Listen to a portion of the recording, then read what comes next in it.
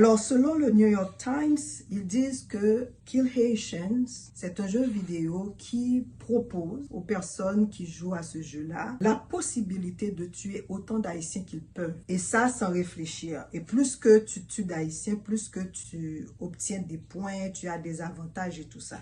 Honnête respect. Alors, contente d'être là avec vous et surtout heureuse de savoir que vous êtes derrière votre écran en train de partager ce moment privilégié avec moi. Alors aujourd'hui, nous allons parler de choses, comme vous savez, d'intérêt public, d'intérêt même privé, pourquoi pas. Avant d'aller plus loin, je tiens absolument à prendre ce moment-là pour vous exprimer ma gratitude. Merci pour tout, merci pour votre support, merci pour votre attitude respectueuse quand vous commentez les vidéos parce que comme vous savez c'est très important d'exprimer l'opinion contraire, d'exprimer son état d'âme, mais c'est aussi impératif de le faire avec respect envers l'un l'autre. Je vous remercie de le faire et je suis très contente de vous dire ouvertement et formellement bienvenue sur la chaîne Manzé Chou Black à tous et toutes les nouveaux abonnés.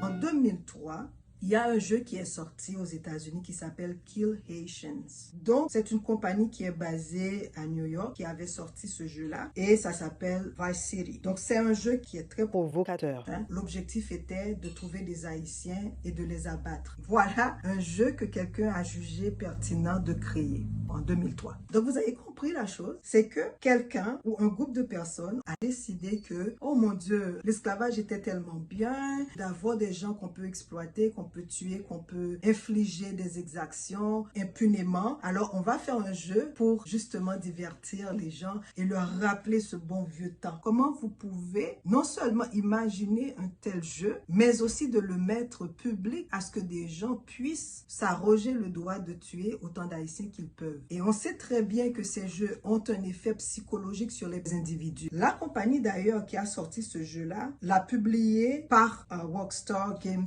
Incorporated. C'est la deuxième compagnie la plus grande en jeux vidéo aux États-Unis qui emploie plus de 1000 personnes. Maintenant, on va entrer dans le sujet. Pourquoi je tenais absolument à faire ce pont-là? Parce que aucun changement n'est possible si on reste encore dans la négation des faits. Aucun changement n'est possible si on ne veut pas faire face à la réalité. Aucun changement n'est possible si on refuse de nommer les vrais mots. Mots M-A-U-X. Il faut le faire. On est obligé de le faire parce que si on ne le fait pas, on continuera à vivre dans cette situation abjecte au niveau national et international. Et là, il faut arrêter ça. Il faut arrêter l'hypocrisie. Il faut se dire les vraies choses. Je vais tout simplement attirer votre attention sur deux jeux vidéo qui ont eu à bouleverser le monde. L'un de ces jeux est apparu en 2003, l'autre en 2004. Donc, vous voyez, il ne faut pas faire semblant que on est, oh mon Dieu, en 2004. 2004 ne veut rien dire. Le chiffre ne veut absolument rien dire. Pourquoi? Parce que toute action qui est mise en branle pour l'asservissement de tout individu sur la planète ne devrait pas être acceptée, ne devrait pas être tolérée. Et on ne doit pas jouer à celui qui est le plus crédule ou la plus crédule de dire que, oh, mais maintenant on est en 2024. Mon Dieu, ça devrait cesser. Non, ça ne va pas s'arrêter si aussi longtemps on continue à voiler la face, à faire l'autruche et à nier la réalité. Et c'est ce que nous allons parler aujourd'hui. Ces deux jeux vidéo ont bouleversé le monde. Pourquoi? C'est leur nature. Et c'est très important d'y réfléchir aujourd'hui parce que ça prouve que le travail psychologique qui a été fait durant ces périodes esclavagistes, durant ces périodes de malfa, durant cette période d'exploitation à outrance de l'homme par l'homme, reste et demeure une préoccupation et ça devrait le rester ainsi pour toute personne de descendance africaine. Parce que presque tous les groupes en dehors du groupe kémite ont joui de cette exploitation de l'homme par l'homme. Et donc, nous devons être vraiment à même de comprendre ça et de rester vraiment vigilants par rapport à ça. Alors, selon le New York Times, ils disent que Kill Haitians, c'est un jeu vidéo qui propose aux personnes qui jouent à ce jeu-là la possibilité de tuer autant d'Haïtiens qu'ils peuvent. Et ça, sans réfléchir. Et plus que tu tues d'Haïtiens, plus que tu obtiens des points, tu as des avantages et tout ça. Et donc, la communauté haïtienne, heureusement, s'est levée et a dit non, et que c'était inapproprié et d'une violence inouïe de ce que j'ai cru comprendre. Les Haïtiens ont dit non, non, non, on ne veut pas de ce jeu-là. Il faut absolument. Et ça, c'est une insulte à notre nature humaine. C'est quasiment nous replonger dans une histoire coloniale qui a été et qui continue d'avoir des effets traumatisants sur nos générations. Alors, on ne veut pas de cela. Et heureusement que la communauté haïtienne s'est levée, et ce qui a permis à ce que le maire, les autorités de l'époque ont dû dire non, on ne peut pas, il faut absolument rentrer ce jeu-là. Imaginez-vous que tout ce qu'ils ont eu à dire, c'était « Oh non, nous ne supportons pas l'esclavage ». Mais si vous ne supportez pas l'esclavage, comment vous pouvez non seulement imaginer un tel jeu, mais aussi de le mettre public à ce que des gens puissent s'arroger le droit de tuer autant d'Haïtiens qu'ils peuvent. Et on sait très bien que ces jeux ont un effet psychologique sur les personnes. C'est pour ça qu'on avait constaté à travers une étude que ces jeux-là ont un impact très important sur la psychologie des individus qui y jouent souvent. Plus qu'on parle de violence, plus que ces gens-là, on a pu remarquer qu'il y a une montée de violence chez elles. Plus qu'on parle de sexualité, plus qu'on voit qu'il y a une hypersexualisation chez ces personnes-là qui y jouent de façon récurrente ou très souvent. Parce qu'il y a des jeunes là, si on les enlève pas de force devant leur écran, ils vont rester là, ils vont manger là. Moi, j'ai eu un petit cousin qui était quasiment malade de cela. Il pouvait rester toute une journée sans même manger devant son écran à jouer des jeux. Donc, il faut avoir une balance. Donc, imaginez quelqu'un dont l'esprit n'est pas bien fait, qui ne comprend pas les réalités sociopolitiques et qui vont penser que tous les Haïtiens sont des salopards qui méritent d'être butés. Et c'est ce qui s'est passé d'ailleurs. Et là, la communauté haïtienne s'est levée et a mis la pression qu'il fallait. Le deuxième jeu vidéo, on va passer la vidéo et je vous reviens dans quelques minutes. Google retire ce simulateur d'esclavage du Play Store après une vague de critiques au Brésil. C'est un jeu de gestion dans lequel le joueur peut acheter et vendre des esclaves noirs. Le simulateur a été téléchargé plus d'1 millier de fois et possédait de plutôt bons avis, avec certains commentaires disant « Excellent jeu pour passer le temps, mais je pense qu'il manque plus d'options de torture. » De nombreux utilisateurs et associations brésiliennes ont demandé aux développeurs Magnus Games et Google de rendre des comptes. Le jeu est maintenant retiré du Play Store, mais il reste disponible pour ceux qui l'avaient déjà téléchargé. Le racisme est un problème très présent au Brésil, qui est un pays profondément marqué par l'esclavage. En 2022, le ministère brésilien du Travail avait secouru 2075 personnes en situation d'esclavage, le chiffre le plus élevé depuis 2013. Alors voilà, donc vous avez compris la chose, c'est quasiment ce qu'ils ont pensé. Parce que sinon, pourquoi sortir une telle aberration? Alors ces gens ont décidé de sortir gestionnaire d'esclaves. Moi aussi, j'ai essayé de voir si je pouvais mettre l'application. Eh bien, j'ai été étonnée de voir qu'il y a certains endroits où je pouvais trouver l'application. Je les nommerai pas parce que je pense pas que ce serait intelligent de ma part de leur donner ce luxe-là de faire la publicité. Le parquet a ouvert une enquête pour discours de haine contre cette application en portugais qui avait été téléchargée par plus de milliers de personnes en milieu de semaine, même pas une semaine, en milieu de semaine. Donc, c'est de faire en sorte d'éviter l'abolition de l'esclavage et les joueurs étaient invités à utiliser les esclaves pour s'enrichir ou, tenez-vous bien, à faire en sorte d'éviter l'abolition de l'esclavage pour accumuler de l'argent. Alors, vous avez compris la chose. Il y a une députée noire au Brésil qui a levé le bouclier, qui a donné une interview vraiment poignante, où est-ce qu'elle a dit que le Brésil est un des pays qui compte le plus de consommateurs sur les plateformes de Google. Et on y trouve cette application qui remémore l'époque de l'esclavage avec des bonus pour ceux qui torturent le plus, a fustigé Renata Sousa. Elle a dit ici au Brésil, nous avons un mouvement néofasciste qui n'a pas peur de se montrer en raison de l'absence de régulation des réseaux sociaux. Voilà. Le Brésil, que beaucoup de gens pensent qu'il y a 56% de personnes d'ascendance africaine, on aurait pensé que le Brésil, en plus de tous les immigrants qui arrivent de plusieurs pays, qui sont d'afro-descendance, on pourrait penser qu'ils avaient évolué un peu. Mais non, pas du tout. Vous voyez le truc. Ce que je veux dire à travers ces vidéos qui ne datent que des années 2000. On parle de 2003 à 2024. Ce que ça veut dire, c'est que il n'y a plus lieu de faire semblant et d'être dans l'étonnement de savoir que cette mentalité coloniale, cette philosophie coloniale, ce travail psychologique qui a été fait dans les colonies, dans les plantations et dans l'Hexagone et dans tous ces pays occidentaux ne va pas s'estomper du jour au lendemain si nous continuons de faire semblant de ne pas comprendre ou d'être dans l'étonnement à se dire « Oh, en 2020, en 2024, oh mon Dieu, il y a encore ça. » Oui, il va y toujours avoir ça. Parce que beaucoup de ces gouvernements continuent de nier l'effet de l'esclavage sur nos populations kémites. Beaucoup d'entre eux, et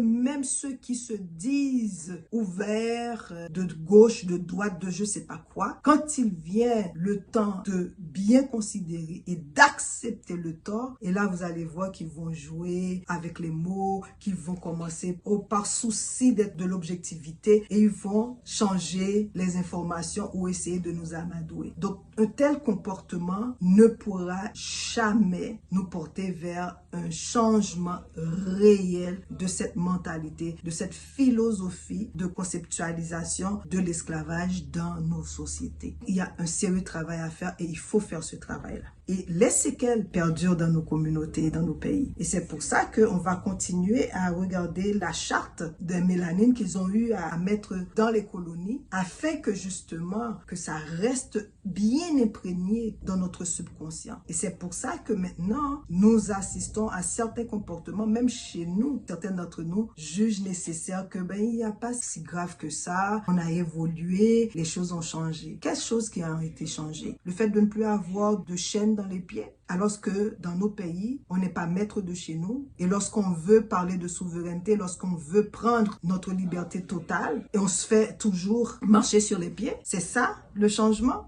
Et comme je le dis, le truc, c'est pas qu'on veut rester dans la victimisation, parce que certains d'entre nous, dès qu'on commence à parler de ces réalités-là, commencent à dire non, il faut pas avoir ce comportement victimaire, il faut pas. Mais il faut aussi se dire que même certains d'entre eux qui commencent à se réveiller, qui commencent à analyser les choses avec la lucidité et surtout avec l'humanisme, ils commencent à se dire mais pourquoi cette négation? Pourquoi on veut jouer à l'autruche? Et je vais vous laisser sur cette vidéo-là et vous allez comprendre. Bonjour Dov Alphon. Bonjour Nicolas. Dov, alors qu'Haïti s'enfonce dans une crise historique, la France fait face à une demande de rembourser des milliards de dollars que lui avaient payés sous la contrainte les anciens esclaves haïtiens. Oui Nicolas, le déficit français bat des records et ce n'est donc sans doute pas le meilleur moment. Cette richesse a été acquise au prix de la féroce exploitation d'une main-d'œuvre africaine déportée vers Haïti et qui tenait en moyenne 7 ans avant de mourir d'épuisement. Il s'agissait de 150 millions de francs or qui pourraient valoir aujourd'hui 21 milliards d'euros ou 150 milliards si on ajoute les intérêts. Vendredi dernier à Genève, le Forum permanent des Nations Unies sur les personnes d'ascendance africaine a donc annoncé son intention de demander la création du tribunal qui en déciderait du montant. Mais Dov, la question n'a pas d'écho en France. En effet, Nicolas, à gauche comme à droite, la responsabilité française dans la tragédie d'Haïti est complètement invisibilisée.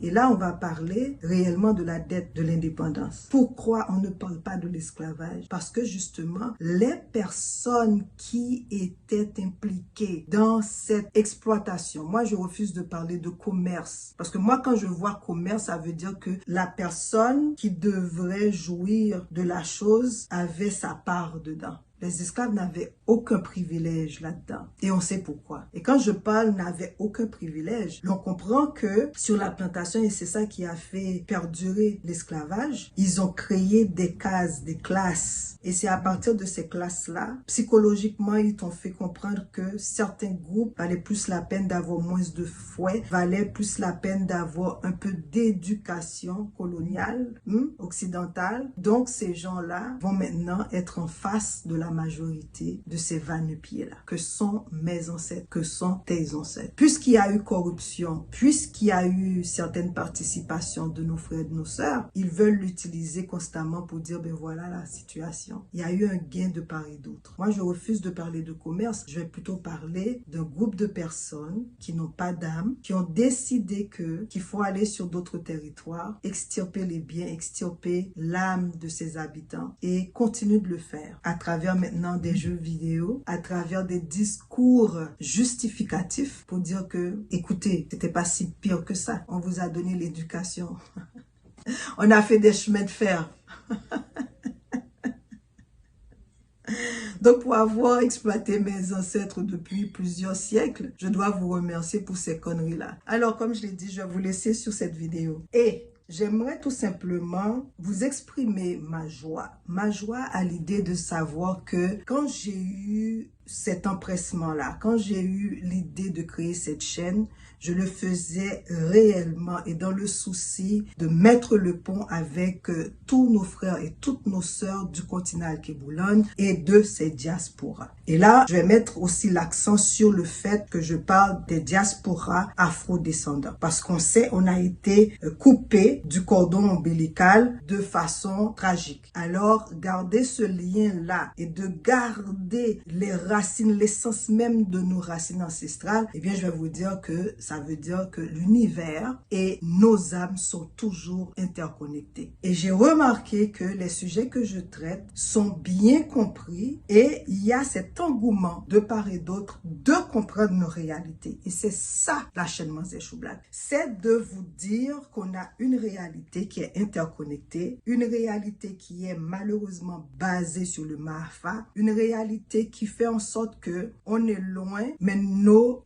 expériences communes, nos expériences de peuple à peuple sont malheureusement restées les mêmes parce que la colonisation continue. Je dis bien la colonisation. Moi, je ne vais pas parler de post-ceci, post-cela parce qu'il y a une forme de colonisation qui sévit et qui continue dans nos sociétés et il faut absolument l'accepter, travailler sur ces paradigmes-là et pour pouvoir trouver les bonnes stratégies pour enrayer, parce que c'est possible de le faire si on veut le faire, d'enrayer ce mal qui nous ronge depuis des siècles. Donc, il fallait que je mette ça et je me réjouis. Sincèrement, je me réjouis de savoir que le message est là, nos esprits sont interconnectés et on comprend l'urgence, la nécessité de nous mettre ensemble et surtout de nous comprendre l'un l'autre. Parce qu'il n'y a pas l'idée de se regarder, de se dire nous, on est plus ceci, on est plus cela, parce que non, nos réalités restent les mêmes, parce qu'on se fait encore exploiter, on se fait encore victime du racisme systémique, on se fait encore marcher sur les pieds et nos souverainetés sont toujours mises en défi et au défi. Alors, c'est important